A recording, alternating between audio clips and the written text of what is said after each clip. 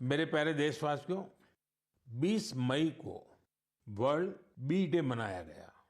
यानी एक ऐसा दिन जो हमें याद दिलाता है कि शहद सिर्फ मिठास नहीं, बल्कि सेहत, स्वरोजगार और आत्मनिर्भरता की मिसाल भी है।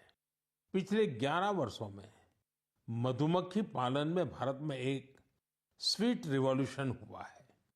आज से 10-11 साल पहले भारत में शहद उत्पादन एक साल में करीब 70-75 हजार मैट्रिक टन होता था। आज ये बढ़कर करीब करीब 1.25 लाख मैट्रिक टन के आसपास हो गया है। यानी शहद उत्पादन में करीब 60% की बढ़ोतरी हुई है। हम हनी प्रोडक्शन और एक्सपोर्ट में दुनिया के अग्रणी देशों में आ चुके हैं। साथियों, इस पॉजिटिव इम्पैक्ट में राष्ट्रीय मधुमक्खी पालन और शहद मिशन की बड़ी भूमिका है। इसके तहत मधुमक्खी पालन से जुड़े हजारों किसानों को ट्रेनिंग दी गई, उपकरण दिए गए और बाजार तक उनकी सीधी पहुंच बनाई गई। साथियों, ये बदलाव सिर्फ आंकड़ों में नहीं दिखता, ये गांव की जमीन पर भी साफ नजर आता है। छत्तीसगढ़ के कोरिया जिले का एक उदाहरण है।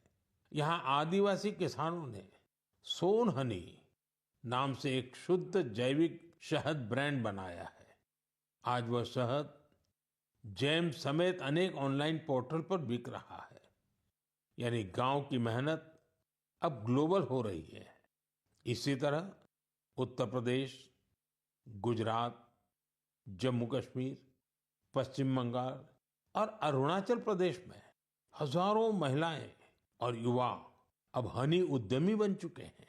साथियों, और अब शहद की केवल मात्रा नहीं, उसकी शुद्धता पर भी काम हो रहा है।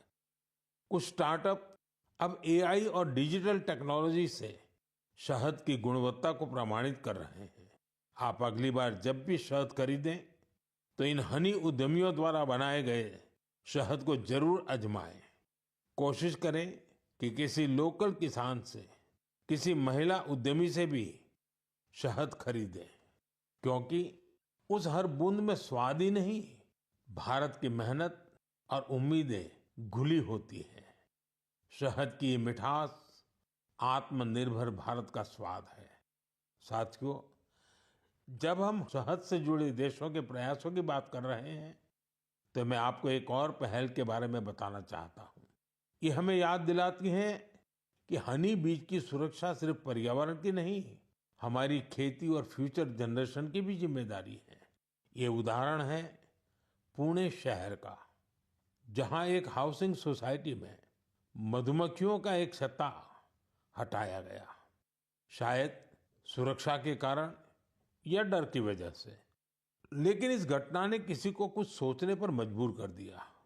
अमित नाम के एक युवा ने तय किया कि बीज को हटाना नहीं, उन्हें बचाना चाहिए।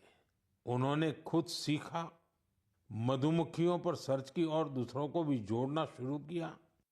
धीरे धीरे उन्होंने एक टीम बनाई जिसे उन्होंने नाम दिया बी फ्रेंड्स, यानी बी मित्र। अब ये बी फ्रेंड्स मधुमक्खियों के छत्तों को एक जगह से दूसरी जगह सुरक्षित तरीके से ट्रांसफर करते हैं, ताकि लोगों को खतरा न हो और हनी बीज भी जिंदा रहे। अमित जी के इस प्रयास का असर भी बड़ा शानदार हुआ है। हनी बीज की कॉलोनी बच रही है, हनी प्रोडक्शन बढ़ रहा है और सबसे जरूरी है, लोगों में अवेयरनेस भी बढ़ रही है। ये पहल हमें सिखाती है कि जब हम प्रकृति के साथ तालमेल में काम करते हैं तो उसका फायदा सबको मिलता है।